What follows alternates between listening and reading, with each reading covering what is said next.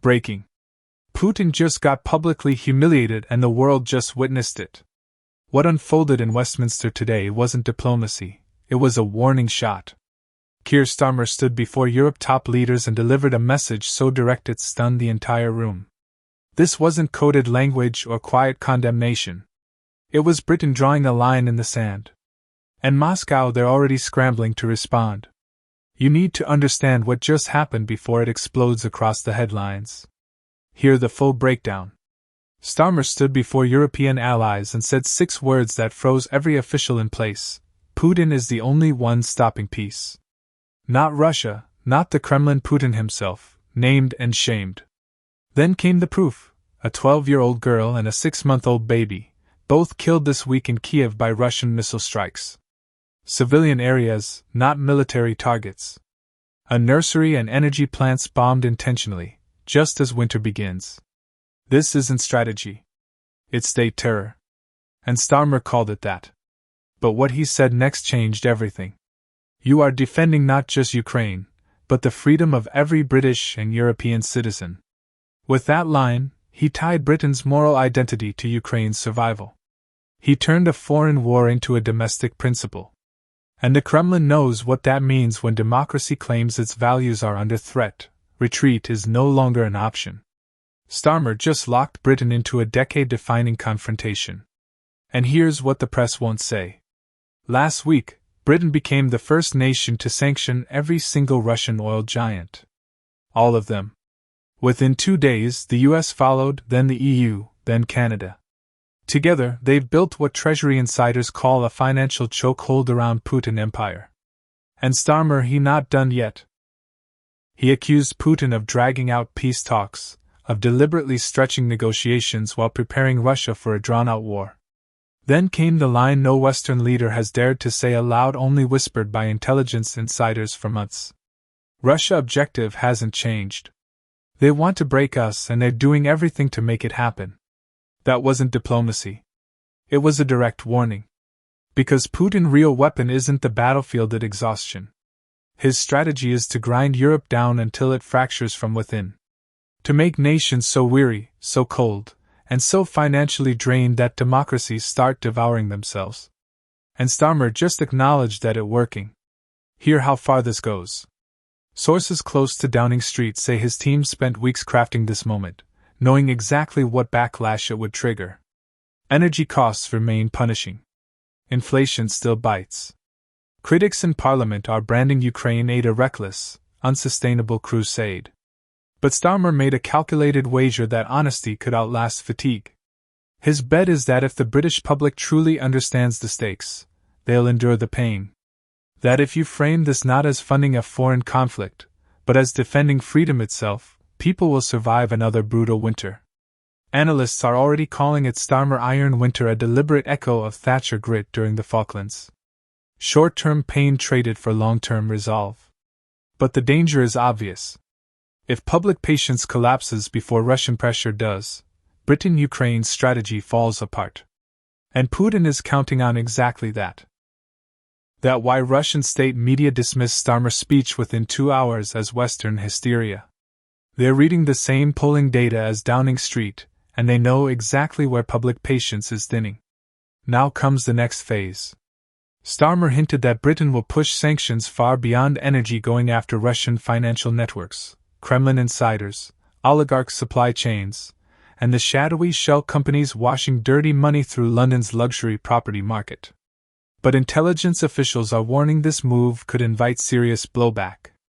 Expect cyber attacks on vital infrastructure, disinformation targeting British institutions, and hybrid warfare meant to fracture the system without a single missile fired. And then came the line that changed everything. A senior defense official, speaking anonymously, said, "We've moved from containment to confrontation. The rules of engagement have changed." That's not diplomacy. That's escalation. Because what Starmer did today wasn't symbolic, it was strategic. Britain just stopped following Washington's lead on Ukraine. It's now setting the tempo. And that brings both prestige and peril. The European reaction says it all. Poland and the Baltic nations are celebrating. They've wanted this kind of resolve for years. EU insiders in Brussels are calling it the most openly pro-European stance from London since before Brexit. But France is uneasy. Germany is cautious. And across the continent, populist voices are growing louder, echoing the question Putin has been waiting for: how much are we willing to suffer for someone else's war? That doubt, that fracture is exactly what Moscow is counting on. Not a military victory in Ukraine, but a political one in Europe.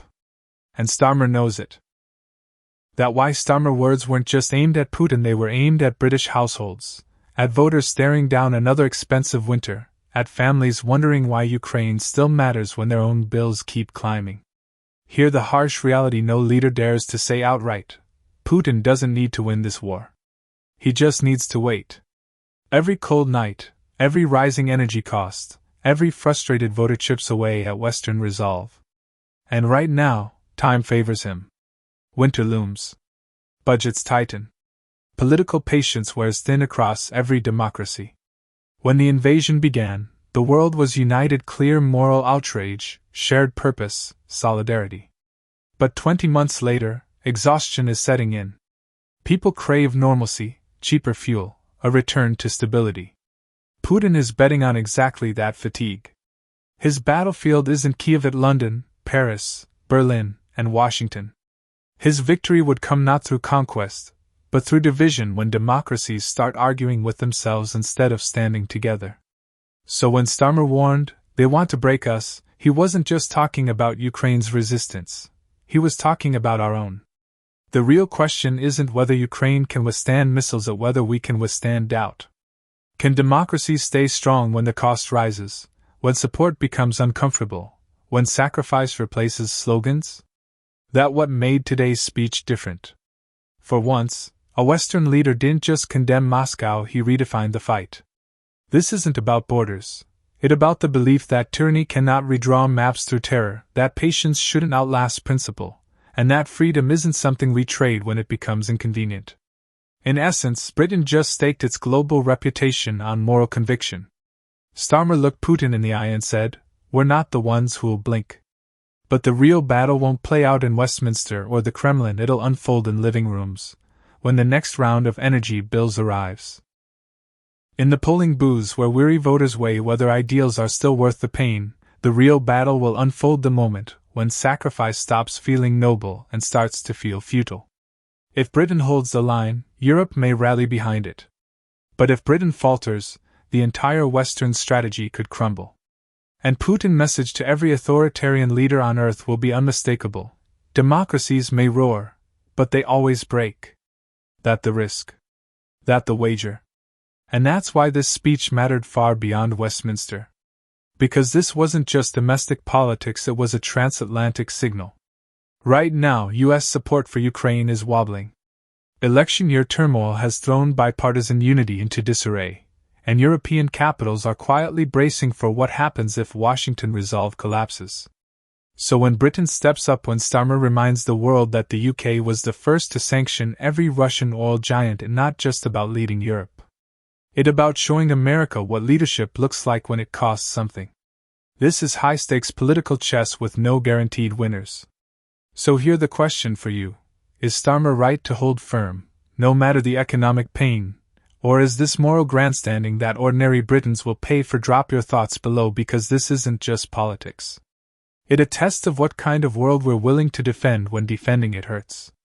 And if you want to stay ahead of what comes next, hit subscribe and turn on notifications, because the next chapter won't be written in parliaments. It'll be written in homes, in polling stations, in that quiet choice between comfort and conviction. And that choice is coming faster than anyone thinks.